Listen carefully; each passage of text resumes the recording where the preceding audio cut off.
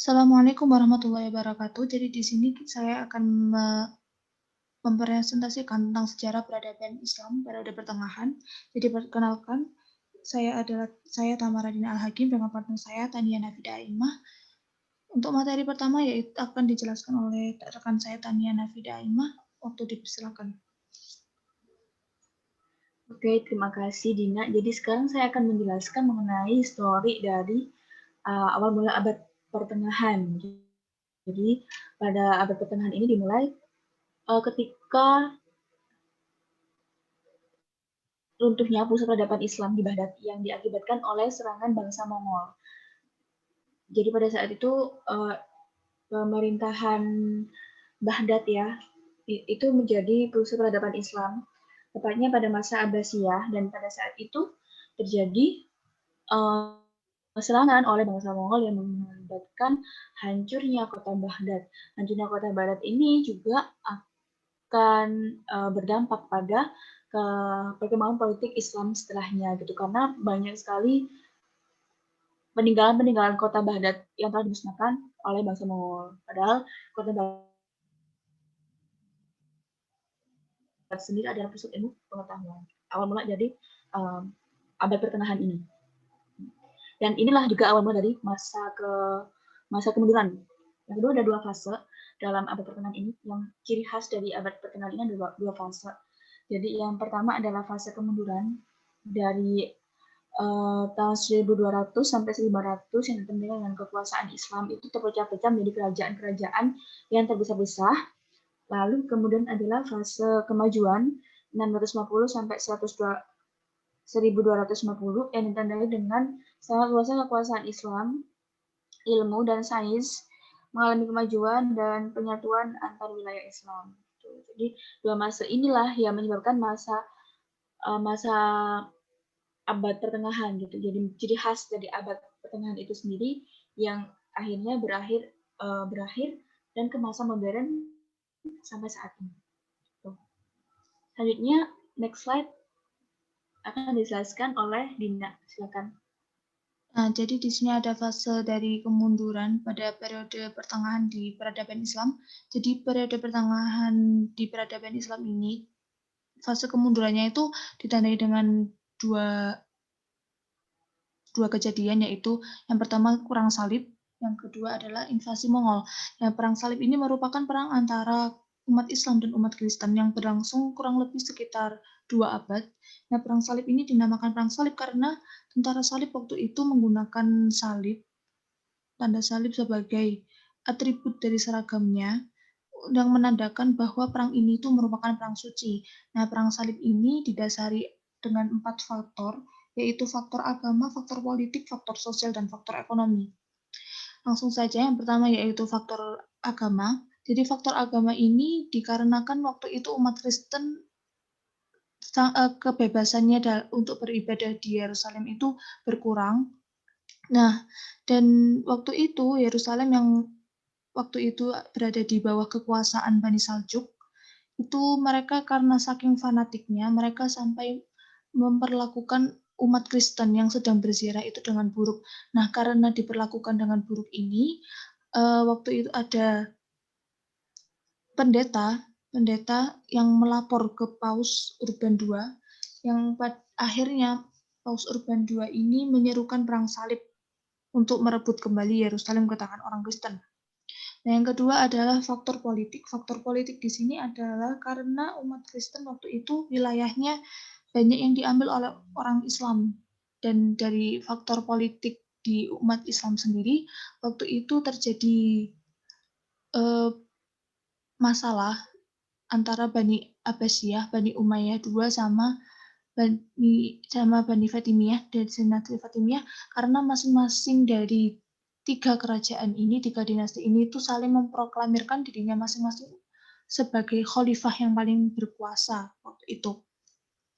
Selanjutnya yaitu adalah faktor sosial. Faktor sosial di sini itu dikarenakan umat Kristen waktu itu terbagi menjadi 3 kasta, yaitu kasta kerajaan,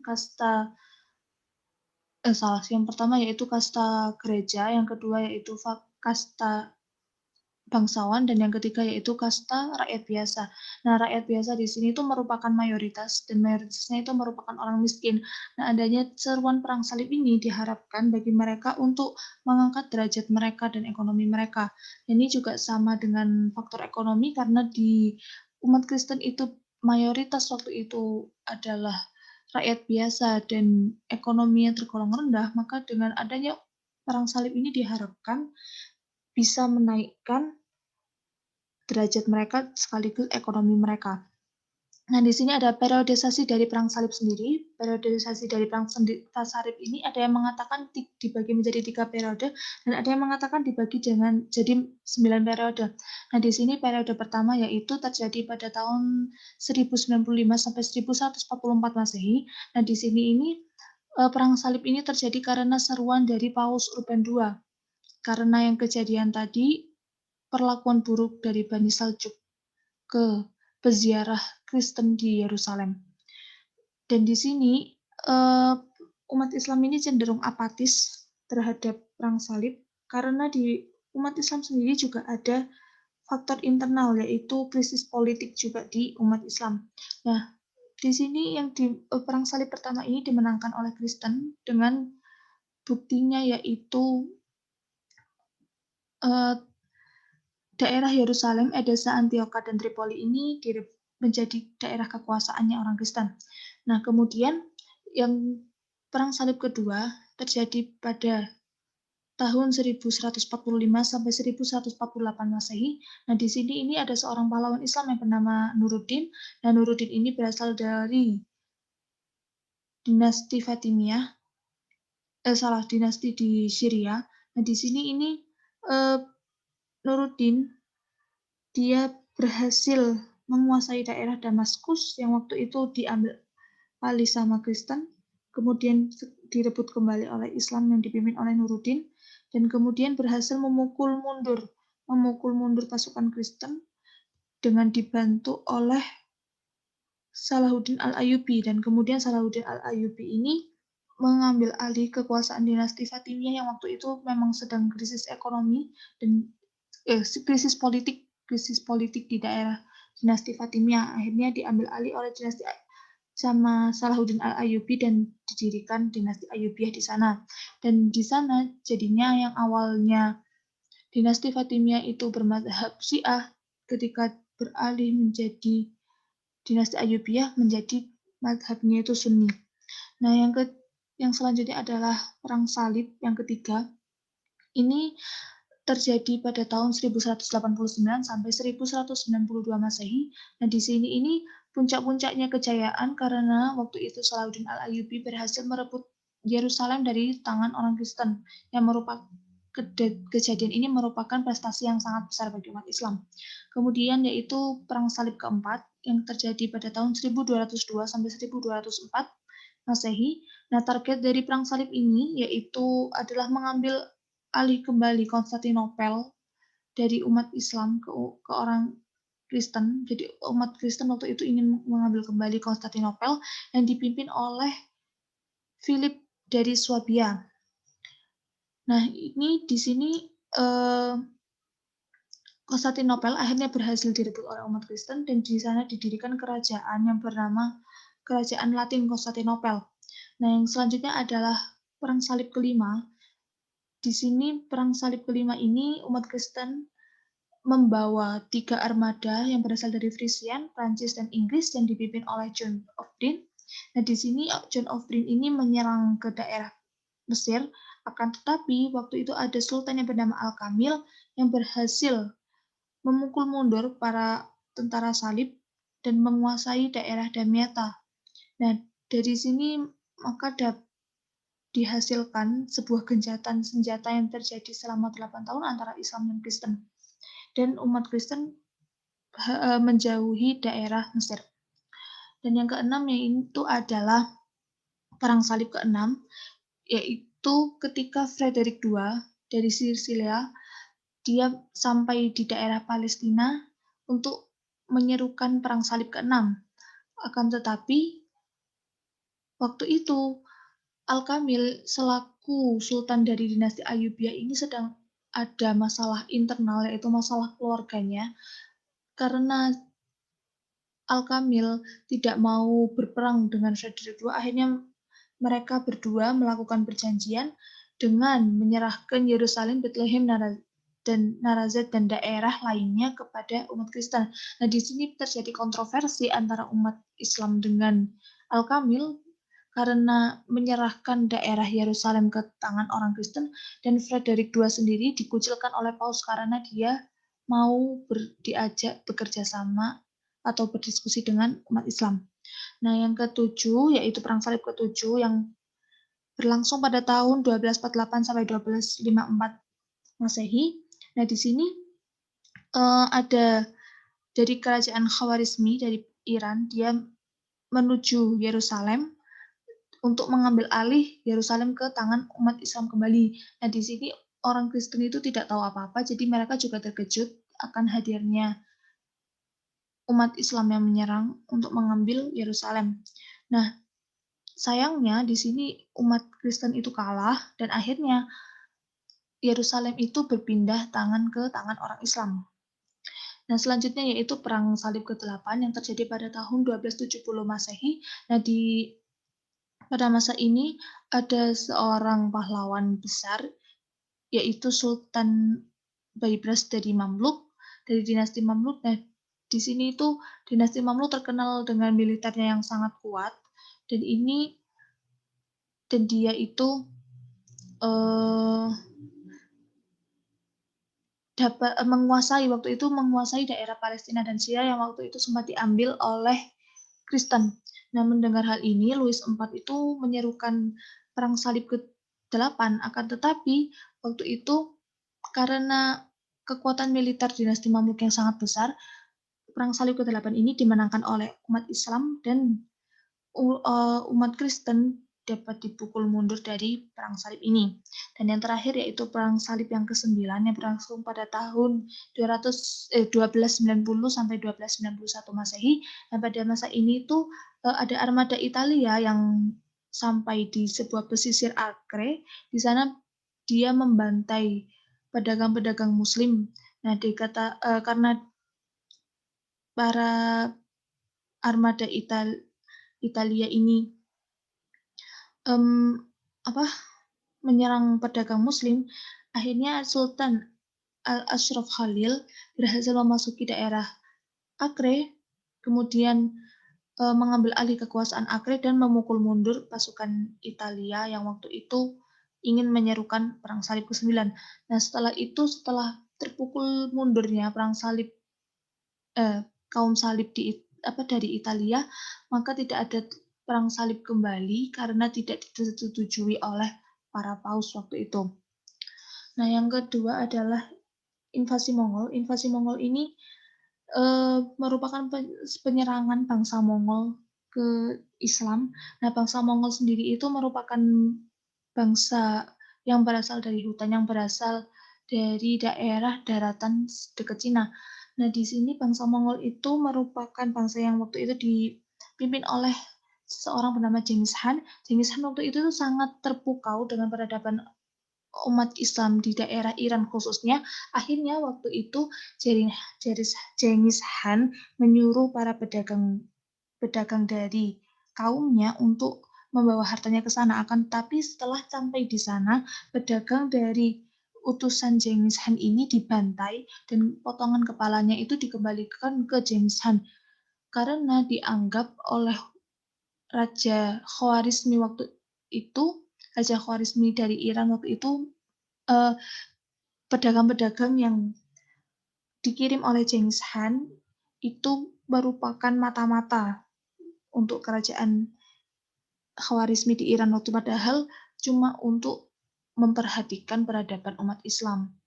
Nah, dari situ maka Genghis Khan sangat marah dan sangat membenci umat Islam sehingga mereka bangsa Mongol memiliki cita-cita untuk mengambil alih kekuasaan Islam, khususnya Bani Abbasiyah yang waktu itu sangat berkuasa.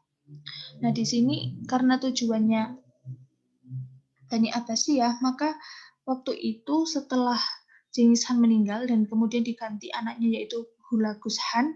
Hulagus Khan ini mengirim sebuah ultimatum kepada Khalifah Abbasiyah yaitu Al-Mu'tasim untuk menghancurkan benteng yang ada di luar agar bangsa Mongol bisa masuk. Akan tetapi Khalifah waktu itu tidak mengindahkan ultimatum dari Hulagus Khan. Akhirnya pasukan dari Hulagus Khan sendiri yang menghancurkan tembok bentengnya, dan setelah itu mereka membantai khalifah beserta keluarganya. Tidak hanya khalifah beserta keluarganya, tapi umat muslim yang tidak bersalah pun, rakyat biasa, baik itu anak-anak, wanita, mereka tidak pandang siapa itu, dan itu mereka bantai habis-habisan waktu itu. Nah, setelah kejadian itu, maka berdirilah dinasti Ilkhan. Dinasti Ilkhan ini merupakan dinasti yang didirikan oleh bangsa Mongol. Nah, di tahun 1282 sampai 1284 ini ada salah satu pemimpin bangsa Mongol yang bernama Teguder. Teguder ini pada saat dewasanya dia ini memutuskan untuk masuk Islam karena dia berteman baik dengan umat Islam waktu itu, dan dia dapat meneladani akhlak-akhlak Rasulullah. Akhirnya dia terinspirasi untuk masuk Islam. Nah, di sini dia menjadi raja dari dinasti Ilkhan pertama yang masuk Islam, dan tentu saja menjadikan kontroversi bagi pengikut-pengikutnya. Akhirnya setelah Ahmad Teguder masuk Islam, dia dibunuh oleh saudaranya yang bernama Argun, dan kemudian Argun ini menjadi raja dari dinasti Ilkhan itu. Jadi tidak ada yang masuk Islam dari dinasti Ilkhan itu. Nah, kemudian dinasti Ilkhan ini setelah sekian lama, akhirnya dinasti Ilkhan ini berpindah raja dipimpin oleh seseorang bernama Ghazana Khan. Nah, Ghazana Khan ini seorang penganut agama Buddha sejak kecil, akan tetapi di waktu umur 24, Ghazana Khan ini mendapat nasihat dari penasehatnya, kayak diiming-imingi untuk masuk Islam, diinspirasikan untuk masuk Islam. Akhirnya dia masuk Islam, dan waktu itu dia membangun kembali masjid dan sekolah yang sebelumnya leluhurnya bakar di Baghdad itu dibangun kembali di tempat yang sama untuk menebus dosa-dosa para leluhurnya. Jadi dibangun kembali madrasah dan sekolah waktu itu. Nah, di sini peradaban Islam itu sangat maju, walaupun tidak semaju Bani Abbasiyah, tapi itu dinasti Ilkhan waktu itu terbilang sangat maju, sampai pada akhirnya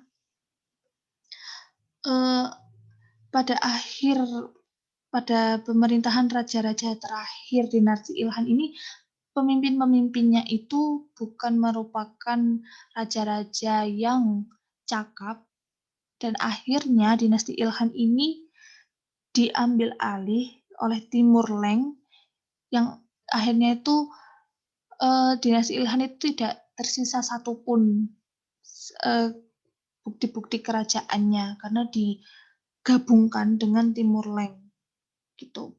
Nah, untuk materi selanjutnya yaitu fase 3 kerajaan besar yang akan dijelaskan oleh Tania. Oke, baik. Sekarang kita beralih pada masa 3 kerajaan besar.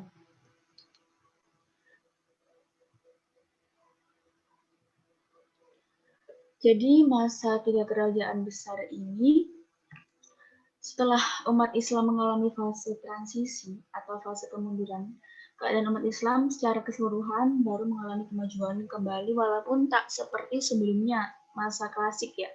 Setelah muncul dan berkembangnya 3 kerajaan besar, yakni Utsmani di Turki, Mongol di India, dan Safavid di Persia. Masa 3 kerajaan besar ini, kerajaan Utsmani ya, di samping yang pertama berdiri, dia juga yang terbesar dan paling lama bertahan dibanding 2 kerajaan yang lainnya. Oke, next slide. Oke, Turki Utsmani. Kerajaan Utsmani didirikan pada tahun 1290 oleh Utsman, putra dari Artur Tugril.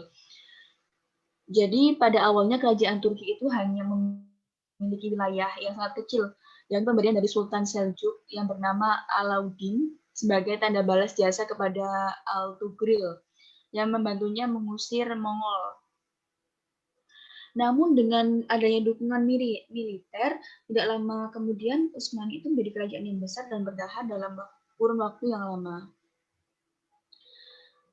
Lalu yang kedua, dengan naiknya tahta putra Utsmani yang bernama Orkan, membawa kemajuan yang sangat besar, terutama dalam bidang militer. Pada periode ini, tentara Islam pertama kali masuk ke Eropa. Jadi pada periode Orkan ini, tentara Islam pertama kali masuk ke Eropa, Orkan lalu membagi pasukan utama menjadi 3, yaitu Sipahi, tentara reguler, Hazeb, tentara irreguler, dan Jenisari. Setelah mempunyai kemiliteran yang kuat, Utsmani mulai melakukan ekspansi untuk memperluas wilayahnya, mulai dari Adrianopol hingga penaklukan Kosovo. Namun, penaklukan terbesar itu terjadi pada masa kepemimpinan Muhammad Al-Fatih menaklukkan Konstantinopel yang menjadi ibu kota kerajaan Romawi oleh Sultan Muhammad Al-Fatih atau sang penakluk ya, seperti yang kita udah nggak asing bagi kita, Sultan Muhammad Al-Fatih pada tahun 1493.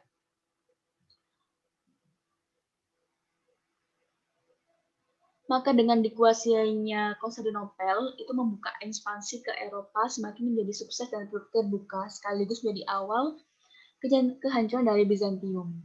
Pada masa lalu puncaknya kejayaan Turki Utsmani itu dalam memperluas wilayah ekspansi adalah di tangan Sultan Sulaiman I 1520 sampai 1666 yang terkenal dengan sebutan Sulaiman Agung atau Sulaiman Al-Qanun. Di bawah pemerintahannya, wilayah kekuasaan Turki Utsmani itu meliputi Afrika Utara, Mesir, Hijaz, Irak, Armenia, dan lain sebagainya, sampai ke 3 lautan besar, yakni Laut Merah, Laut Tengah, dan Laut Hitam. Sulaiman bukan hanya sekedar sultan yang terkenal di kalangan Turki aja, namun udah ke seluruh dunia. Ia adalah seorang penguasa yang soleh, ia berhasil menegakkan syariat Islam. Sulaiman juga berhasil menerjemahkan Al-Quran dalam bahasa Turki. Sulaiman juga berhasil menyusun kitab undang-undang yang disebut dengan Konun. Kitab tersebut diberi nama Muttaqo al-Abhur yang menjadi limba pegangan hukum Turki Utsmani hingga datangnya reformasi pada abad 19. Namun setelah Utsmani ini wafat, inilah Turki mengalami kemunduran. Selain dari bidang politik ya, difokuskan Turki perkembangannya, dia juga ada perkembangan dalam bidang agama, budaya, dan pengetahuan. Bidang agama ini adalah tradisi Turki mempunyai peran besar dalam lapangan sosial dan politik kerajaan sangat terkait dengan syariat. Di pihak lain, kajian ilmu keagamaan boleh dikatakan tidak mengalami perkembangan yang berarti ya. Para penguasa lebih cenderung menegakkan satu mazhab akibat dari keleluasaan di bidang ilmu agama dan fanatik yang berlebihan, maka tidak berkembang. Bagaimanapun, kerajaan Utsmani banyak berjasa dalam persebaran Islam. Ekspansi kerajaan ini untuk pertama kalinya lebih banyak ditujukan ke Eropa Timur yang belum masuk dalam wilayah kekuasaan dan agama Islam. Jadi memang pada dasarnya adalah Utsmani ini dia adalah memfokuskan pada kemiliteran. Yang kedua, ini ada bidang ilmu, pengetahuan, dan budaya. Jadi Turki Utsmani merupakan perpaduan bermacam-macam kebudayaan di Turki itu. Di antaranya adalah kebudayaan Persia, Bizantium, dan Arab. Dari kebudayaan Persia, mereka banyak mengambuk ajaran tentang etika, sedangkan dari ajaran prinsip ekonomi, sosial, dan kemasyarakatan, mereka terima dari bangsa Arab.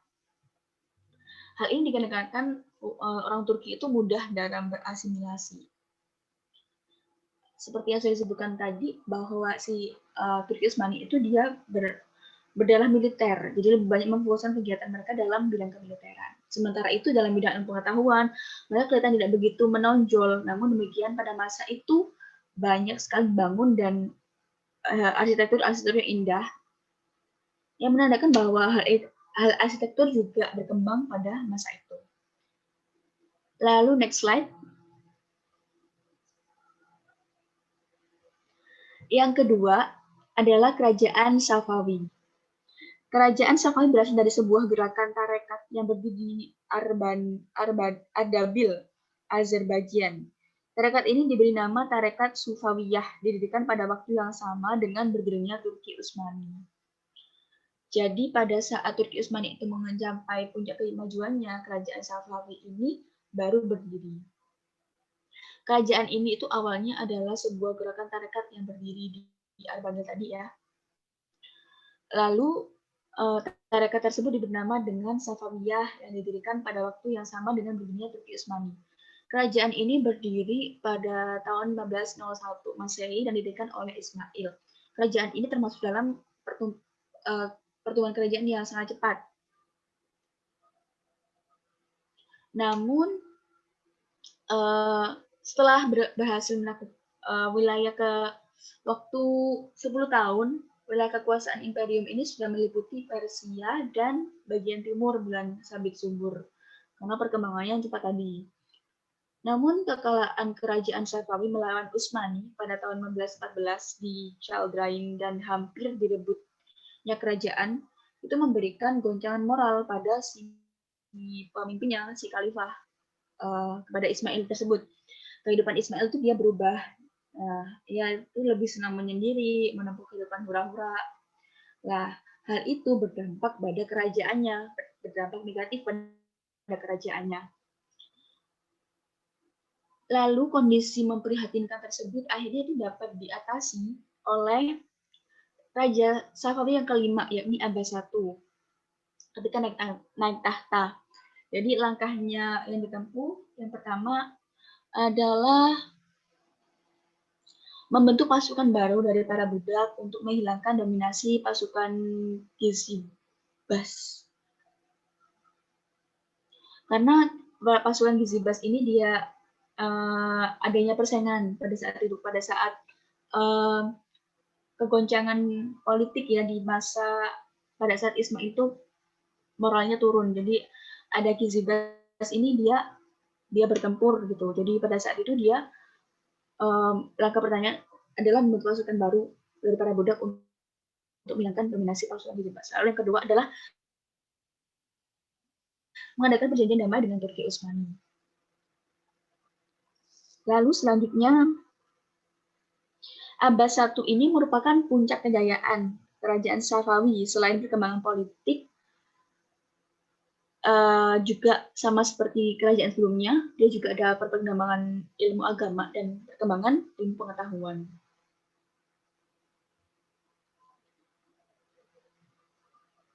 Secara politik itu Abbas dia itu mampu mengatasi berbagai kemelut di berbagai negeri yang mengganggu kestabilitasan negara dan berhasil merebut kembali wilayah yang pernah direbut kerajaan Utsmani.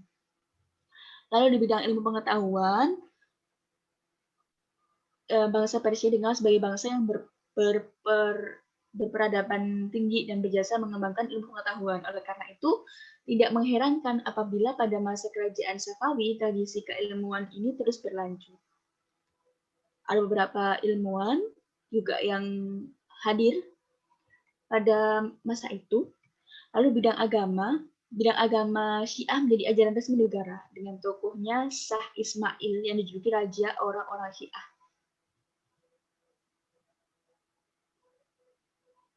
Jadi tidak mengherankan pada masa kerajaan Safawi ini dia menjadi pusat dari sumber penyebaran ajaran Syiah di seluruh dunia. Lalu yang ketiga ada bidang kebudayaan dan kesenian. Kebudayaan kesenian kerajaan Safawi ini disesuaikan dengan peradaban-peradaban agung di belahan dunia lainnya, seperti Mongol dan Turki. Salah satu yang terkenal adalah bangunan yang masyhur dengan nama Chehel Sultun yang berada di atas 40 pilar yang kokoh. Lalu yang terakhir adalah kerajaan Mughal. Merupakan salah satu, next slide ya, oke. Lalu yang terakhir adalah Kerajaan Mughal, merupakan satu kerajaan Islam terbesar di dunia yang menghiasi sejarah umat Islam pada periode pertengahan. Pada periode pendiri kerajaan ini adalah Zahiruddin Muhammad, dikenal dengan Babur.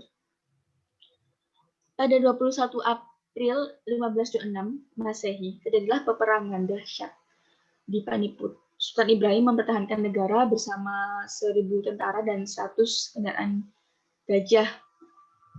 Namun Babur mampu memenangkan pertempuran. Awalnya itu dari pertempuran ini yang akhirnya dia bisa mendirikan kerajaan Mughal dari pertempuran di Panipat ini.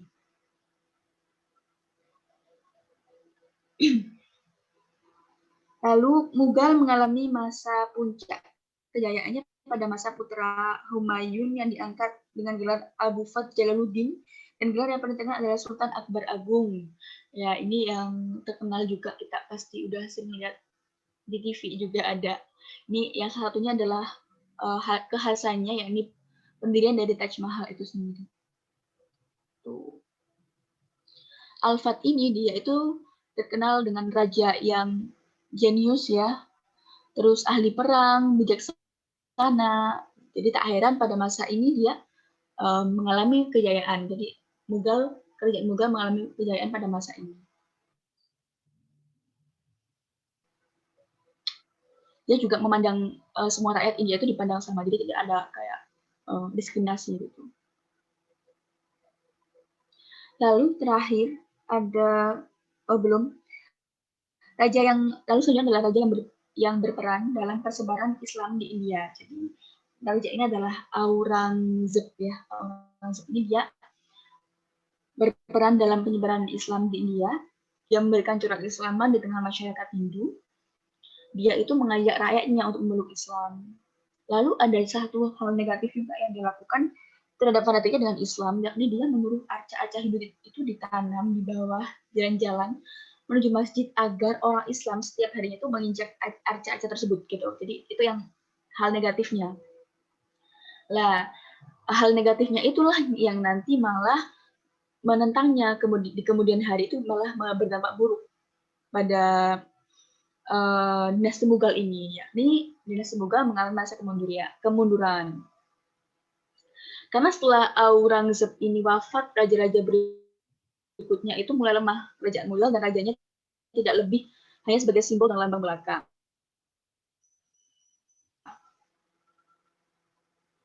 Namun seperti dua kerajaan besar, kerajaan Mughal selain mengalami perkembangan politik juga mengalami perkembangan di bidang agama dan peradaban. Bidang agama pada masa Sultan Akbar itu ada perkembangan agama Islam di kerajaan mencapai satu fase yang menarik, di mana pada masa itu Akbar itu memproklamasikan sebuah cara baru dalam beragama, yakni konsep din ilahi. Pada prakteknya din ilahi bukan sebuah ajaran tentang agama Islam, namun konsep ajaran ini adalah menyatukan seluruh umat beragama di India. Karena memang Sultan Akbar ini dia itu sangat terkenal dengan toleransinya ya. Jadi salah satu istrinya itu dia ada yang Hindu, menganut agama Hindu.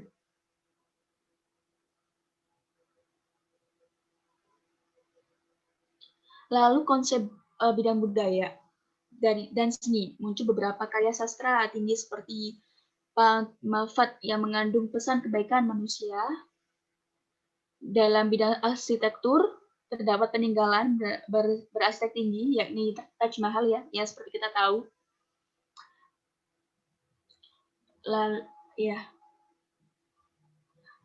sudah itu untuk penjelasan dari 3 kerajaan besar pada masa dinasti pada masa abad pertengahan yang menjadi fase reformasi dari masa kemunduran tadi gitu. Silakan Dina. Baik, presentasi kali ini sudah selesai. Kita mohon maaf atas keterlambatan dari pengumpulan di YouTube-nya.